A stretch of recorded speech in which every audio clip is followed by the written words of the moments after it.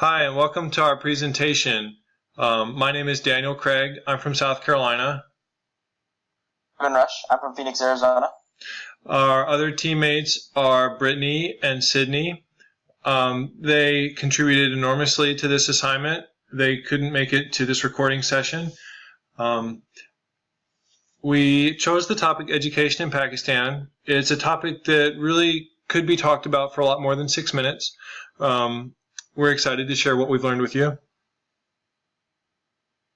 So we've narrowed it down to 4 quick topics. We're going to be talking about the madrasa system, the private colleges of Pakistan, the shortcomings that the education system has in Pakistan, and where the opportunity for girls in education come into play.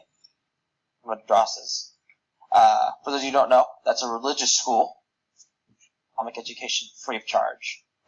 In the political standardization of Pakistan, a paper we read, that the madrasa system has been providing alternative means of obtaining education, which is religious in nature, according to Islamic traditional values, and is also affordable.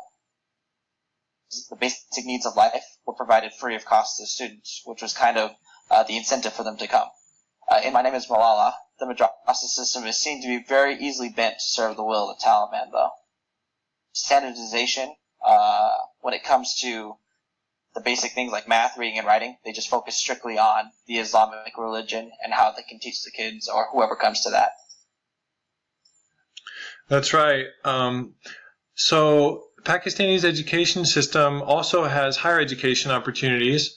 The madrasas filter into, as the students age, they filter into, of course, universities and private colleges. Pakistanis believe that education is important. We found a paper that was called Analyzing the Role of Private Colleges in Developing the Effective Education System in Pakistan, where the authors, they wrote, education plays an essential role in the development of our country's younger generation to lead a successful life in this world of dynamic and global competition. So you hear there that Pakistani authors, Pakistani researchers do consider it to be very important. They go on to say, in Pakistan, most of educational institutions are supported by state or central government, and these institutions perform as non-profit organizations. This paper included a statistical survey of the effects that private colleges have on small communities where they are, and particularly this focused on a community called Rahim Yar Khan, and their conclusion was, quote, this study has empirically shown that private colleges are significantly contributing for the development of an effective education system in Rahim Yar Khan. So the literature that is coming out of Pakistan reinforces their perception of education as being very valuable. We believe that education in Pakistan overall is improving, but there are serious shortcomings still that are noteworthy for how very prominent they are and how much of a shortcoming they are in terms of how much they can impact the life of a student. The thing is, they have this thing called the Planning Commission. That's what the Pakistani government calls their education system, the people who are in charge. This has been implemented since the 1950s, and they try to carry out a new policy every 5 years. There's been 8 plans since the 1950s, but none of them have been solid.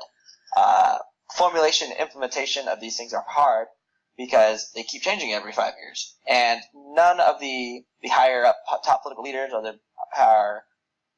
they have the bureaucratic commitment to help them out.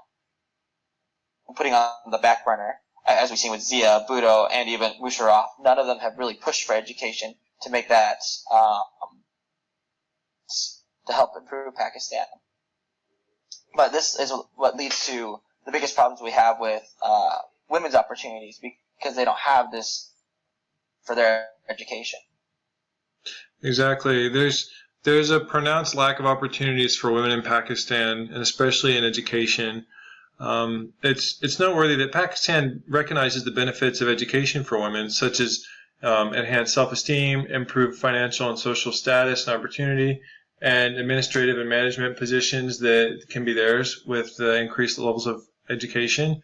But even so, enrollment rates for women in Pakistan in school are really low. Enrollment for girls is about 60%, whereas for boys it's 84%. So you can already see some of the disparity there.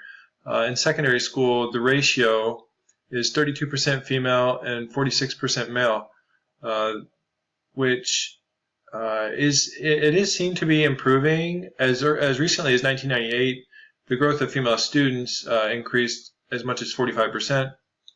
But despite that, there's a lot of cultural problems, call them idiosyncrasies of Pakistan that really just hold back women's education. Basically, because they don't send their daughters far away to live far away, basically to keep them safe, to keep them near, they are limited in their opportunities. And we're going to have to wrap our podcast there, but we hope you've enjoyed it. We really have enjoyed learning about the madrasa system and the private schools, and we hope that you take what you learn and you use it to change the world in a better way. Maybe advocate for education here in the States. Thanks. Bye.